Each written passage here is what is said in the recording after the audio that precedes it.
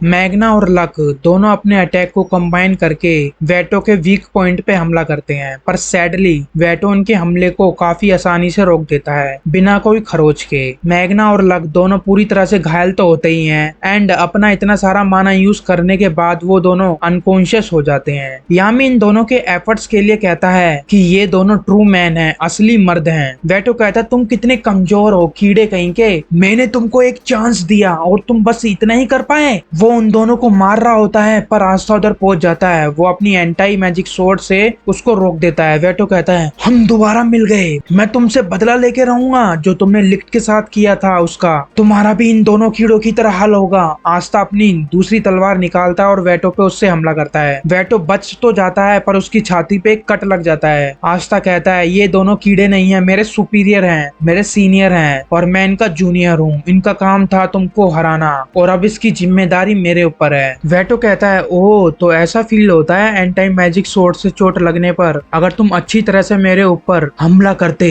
तो मेरा कोई चांस नहीं था बचने का, इसका असर बाकी के जादूगर के घातक हमलों से ज्यादा है। आस्था वेटो से पूछता है तुम मैजिक स्टोन को इकट्ठा करके क्या करने वाले हो। वेटो उसका जवाब नहीं देता और कहता है तुम कचरे के समान हो, आओ और मेरे ऊपर पूरी ताकत से हमला करो और मैं तुम्हारा हल तुम्हारे इन दोस्तों की तरह ही करूंगा। कीटो अपनी एबिलिटी से देखता है कि इसने मेरे पिताश्री को भी हरा दिया, इसका पावर लेवल तो एकदम अलग लेवल का है। उससे बहने वाले जादू निरंतर उसकी सुरक्षा प्रदान कर रहे हैं, जो उसमें से माना बह रहा है बाहर की तरफ, जैसे आपको कलर दिख रहा होगा उसके चारों ओर उसकी बात चल रही है। वेटो कहता है मेरे पास काफी टाइम है मैजिक स्टोन ढूंढने का, मैं पहले तुम सबको खत्म करूंगा फिर उसको ढूंढूंगा मैजिक स्टोन को, बाहर जो लोग दिख रहे हैं उनको भी मैं मार दूंगा। कीटो की फैमिली इधर रहती है, सब लोग इधर रहते हैं, पूरा एक शहर बसा हुआ है इधर। वो कहाँ हाथ पे हाथ धरे बैठे रह सकता, वो आस्था के साथ मिलके उससे फाइट करता है। कीटो एंड आस्था काफी स्पीड में वेटो पे हमला करते हैं पर वेटो उनको आराम से संभाल लेता है। पहले तो वो आस्था में एक मुक्का देता है, आस्था अपनी एंटी मैजिक स्वॉर्ड से बच के मैनेज करके उससे फिर दोबारा फाइट करने लग जाता है वापस से। फिर वो कीटो और आस्था को दोनों ही पीछे ढकेल देता है।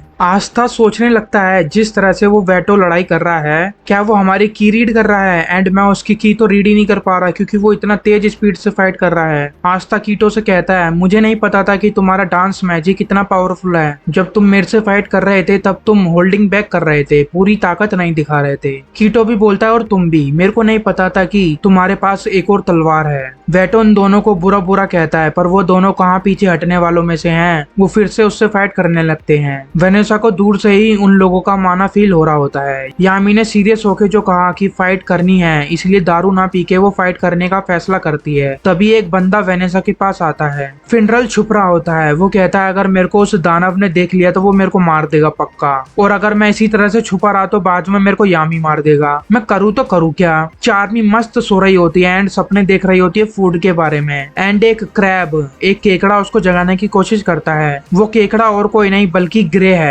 घोच कहता है मुझे ये गेम जल्दी खत्म करना है ताकि मैं अपनी मरी से मिलने जा सकूं। तभी एक बंदा आके घोच से कहता है ओए तुम कहीं नहीं जाने वाले, अब तुम्हारा सामना eye of the midnight sun group के बेस्ट चेन यूजर से है। मैं तुमको यकीन दिलाता हूँ कि मरी नाम की जो भी लड़की है तुम उसको कभी दोबारा नहीं देख पाओगे अपनी जिंदगी में, क्योंकि तुम आज मरने वाले हो। ऐसा बोल के वो घोच से कहाँ बचने वाला है। घोच जैसे ही मिरर मैजिक रिफ्लेक्ट रिफरेंस से अटैक करता है, वो बंदा अपने चेन मैजिक से घोच के मिरर मैजिक को तोड़ देता है। जैसे ही कोई भी बंदा अपना मैजिक यूज करता है, उस मैजिक स्पेल को कास्ट करता है, उस बंदे की जो चेन है वो उस मैजिक स्पेल का पता लगा लेती है और उस पर तुरंत हमला कर देता है। जैसे ही घोच अपना मिरर मैजिक यूज करता है, उस बंदे की चेन घोच के मिरर मैजिक को तोड़ देती है। फिर घोच अपने रियल डबल का इस्तेमाल करता है, वो चेन यूजर भी अपनी एक और चेन निकाल लेता है। घोच उस बंदे के चारों ओर अपने मिरर मैजिक से हमला करता है पर उस बंदे को एक खरोच तक नहीं आती क्योंकि वो चेन को एक शील्ड की तरह इस्तेमाल करता है। फिर वो बंदा दो बड़े बड़े लोहे के गोले से घोच पे हमला करता है। घोच उससे छुपने लगता है। एक बार तो वो घोच को ढूंढ लेता है, घोच उस पे हमला करता है, वो बंदा उसको आसानी से रोक देता है उस हमले को, एंड घोच घोष फिर से छुप जाता है। इस चेन यूजर का डिफेंस एंड अटैक दोनों ही सही होता है। घोष सोच में पड़ जाता है कि इसकी बातें और देखने से तो ये काफी कमजोर लग रहा था, पर ये काफी ताकतवर है। जब तक ये मेरे को कमजोर समझ के अपनी हल्की सी नजर ना हटाए, मैं नहीं जीत सकूंगा।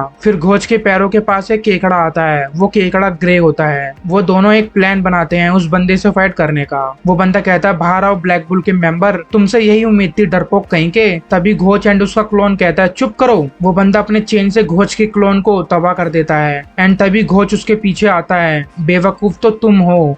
एंड घोष अपने एक फाइनल अटैक से उसको खत्म कर देता है। बाद में हमको पता चलता है कि ग्रे घोष में ट्रांसफॉर्म हो जाता है, जिससे घोष को मौका मिल जाता है पीछे से आके उस बंदे को खत्म करने का। उस बंदे को लगता है कि एक उसमें से एक रियल घोष है और एक उसका क्लोन है, पर एक्चुअली में एक होता है उसमें से ग्रे और दूसरा होता है घोष का एक क्लोन। और रियल घोष उसके पीछे से आके उसको खत्म कर देता है। ग्रे उल्टी फुल्टी हरकतें करता है। तुम हमारे जाल में फंस गए, फंस गए, फंस गए। घोष बोलता है, ये सब मेरे भेष बन के मत करो। घोष के पास कम मैजिक बचा होता है, पर फिर भी उनको बाकी दुश्मनों से लड़ना है। एंड ग्रे का ट्रांसफॉर्मेशन मैजिक भी कुछ ना कुछ काम तो आएगा ही। ग्रे का पैर मुड़ जाता है, इसलिए घोष उसको अपने पीठ पे बैठा कर लेके जाता है। घोष कहता है, किसी और भेष में बदल जाओ, मेरे भेष में मत रहो। ओ हाँ, तुम केकड़े बन जाओ, उनके कई सारे पैर होते हैं, तुम आराम से चल पाओगे। वो बोलता है, उसके लिए मुझे मैजिक यूज करना पड़ेगा और हम मैजिक वेस्ट नहीं कर सकते, हमको बाकी दुश्मन से भी तो लड़ना है। ग्रे को पता होता है कि चार्मी किधर लेटी होती है, उनको ये तो नहीं पता होता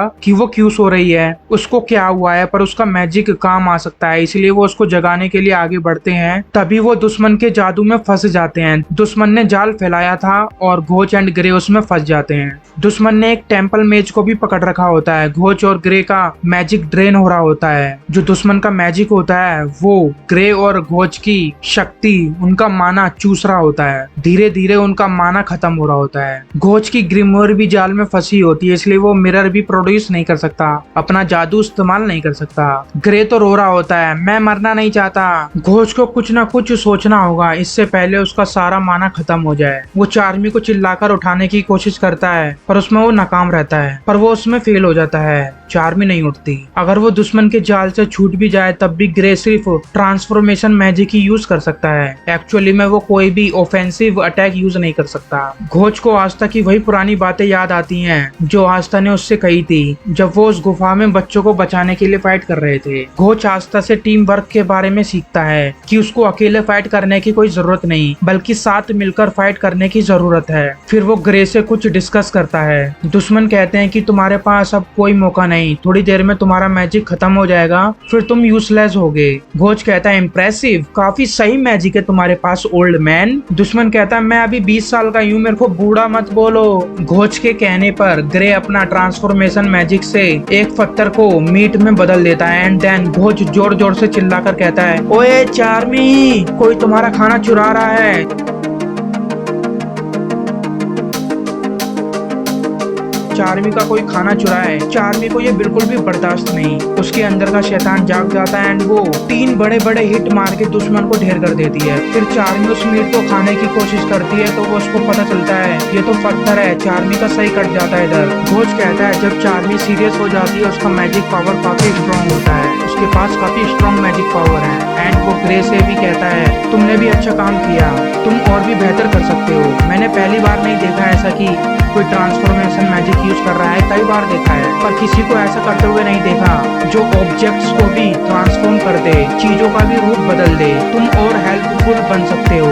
ग्रे ने अपना पूरा माना यूज कर लिया, इसलिए उसका ट्रांसफॉर्मेशन स्पेल खत्म होने लगता है एंड वो अपने असली भेष में आने लगता है। ग्रे को हमने अभी तक उसके असली भेष में नहीं देखा, वो हमेशा किसी और भेष में ही रहता है। यहाँ तक कि ब्लैक बुल के जो मेंबर हैं उन्होंने भी उनको असली भेष में नहीं देखा, हमेशा उससे किसी और भेष में देखा। जैसे कि वो मोटे वाले बंदे में ट्रांसफॉर्म हो जाता है, ग्रे के मैजिक का असर खत्म होने लगता है और वो अपने असली रूप में आ जाता है। ग्रे असलियत में एक लड़की है एंड वो इंट्रो टाइप की है। कोई उसको देखे उसको काफी एम्बेरेस्ड फील होता है, शर्म आता है, इसलिए वो बोलती है, ये बहुत अपमानजनक है कि लोग मुझे मेरी असली रूप में देख रहे हैं। घोष कहता है, मैं तुमको क्यों देखूंगा जब मेरे पास मेरी मरी है, मेरा सारा पावर रिस्टोर हो जाएगा मरी को देखकर। चार्मी घोष से कहती है, सीरियसली ये बंदा ग्रे में हल्का सा भी इंटरेस्टेड नहीं है। चार्मी के पूछने पर ग्रे अपनी एज बताती है, वो 24 साल की है, चार्मी से 5 साल बड़ी। घोष भी 19 साल का होता है और चार्मी भी 19 साल की होती है।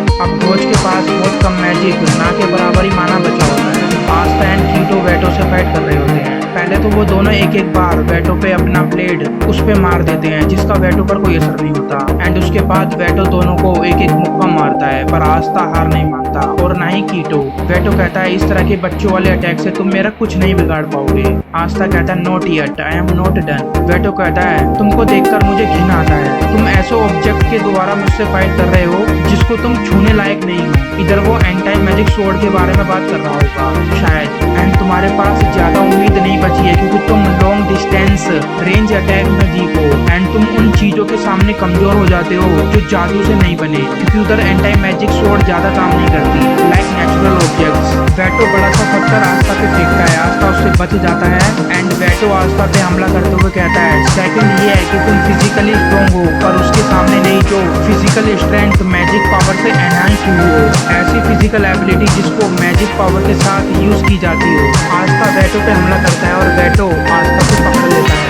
वो आस्था का हाथ पकड़ के उसको उठाकर रखता है और बोलता है एंड थर्ड की तुमको नहीं पता कब हार मानना है। तुम सोचते हो कि देर तक टिके रहने तक तुम लोगों को हरा दोगे, बस उनके लापरवाही से हमला करते रहने पर। तुम सोचते हो कि देर तक टिके रहने तक तुम लोगों को हरा दोगे, बस उनके लापरवाही से हमला करते रहने से इससे तुमको परमानेंटली जख्मी किया जा सकता है।